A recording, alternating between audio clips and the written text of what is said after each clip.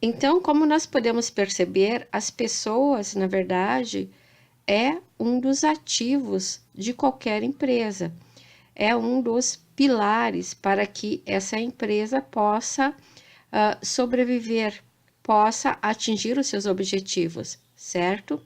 Bom, e dentro da empresa, as pessoas são divididas em grupos e podem ser identificadas então como gestores, que são aqueles trabalhadores que atuam coordenando e dirigindo as atividades de outras pessoas. Os gestores possuem a responsabilidade de ajudar, de auxiliar os trabalhadores a alcançar os objetivos da organização. Então, na verdade, um dos papéis principais dos gestores é orientar, é fornecer a informação e auxiliar com o conhecimento necessário para que os trabalhadores possam executar as suas atividades com êxito e assim a organização atingir os seus objetivos. E além disso, os gestores, eles podem ser classificados pelo nível hierárquico que eles ocupam dentro da empresa ou ainda pelo grau de responsabilidade que os mesmos possuem dentro dessa organização, ok? Além dos gestores, nós temos também os trabalhadores, ou ainda, como podem ser conhecidos, colaboradores. Esse é um grupo maior de pessoas que abrange, então, todos os indivíduos que trabalham diretamente na realização de uma tarefa dentro de um determinado grupo. Esse tipo de trabalhador não possui a responsabilidade de supervisionar ou de coordenar o trabalho de outras pessoas. Ele simplesmente vai se ocupar com as suas tarefas e, no máximo, ele vai poder auxiliar outros trabalhadores trocando ideias sobre o trabalho que precisa ser feito, certo? Notem então que a empresa, ela só existe por causa das pessoas, tá? Agora, quando a gente fala em cultura organizacional, o que que seria isso? Bom, é o conjunto de pressupostos que baseiam a organização. É o modo como a organização percebe a realidade, são os seus valores, são as formas de fazer, é o espírito da organização, os modelos mentais e aqueles padrões e crenças que vão nortear, então, todas as atividades dentro da organização. A cultura organizacional, então, vai envolver, primeiro, os objetivos e os propósitos maiores da organização. Depois, a comunicação clara desses objetivos e propósitos, as lideranças que vão estar trabalhando em prol desses objetivos, alinhados com esses objetivos estratégicos da empresa, os processos que vão dar o suporte para que esses objetivos e propósitos sejam colocados em execução, ou melhor, sejam atingidos.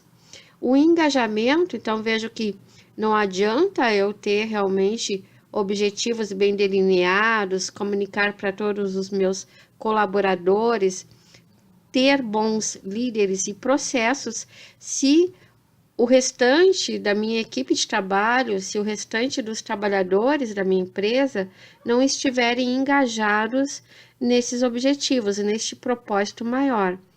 Eu vou também ter a meritocracia, que nós vamos ver o que significa esse conceito posteriormente. Eu, como organização, também tenho que me preocupar com a educação continuada dos meus colaboradores.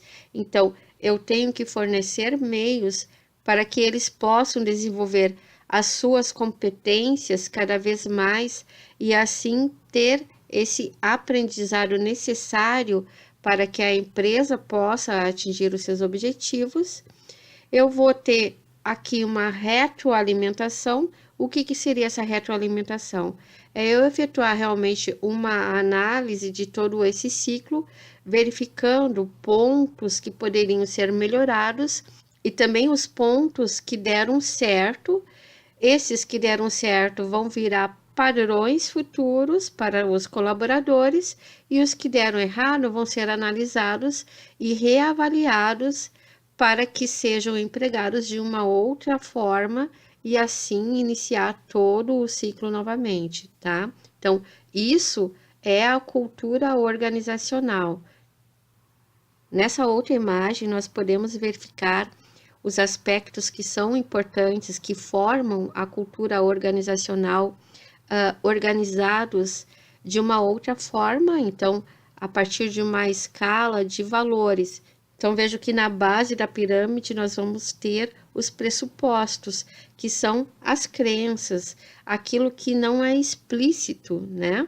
Então, vai entrar também o informal, os hábitos, os costumes, as relações, certo? Isso vai me dar base para eu desenvolver os meus valores. E os valores vão definir o que é o certo e o errado dentro da empresa, o que funciona e o que não funciona, quais que são os riscos, quais que são os objetivos, as tendências, quais que são os medos, quais que são as estratégias da empresa e por aí afora. Com base também nesses valores, é que eu vou construir, então, os artefatos, que são os produtos, a própria comunicação, o vestuário, a tecnologia, os hábitos, as regras, as cerimônias, entre outros, certo? Fazendo uma analogia com uma árvore, como nós vemos aqui nesse slide, nós poderíamos dizer então que as raízes dessa árvore são os pressupostos básicos da empresa.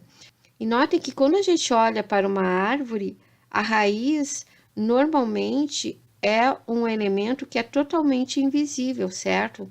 Então, na empresa também, essa é uma parte que tu não consegue enxergar, mas que é possível identificar por manifestações que ocorrem nos níveis superiores.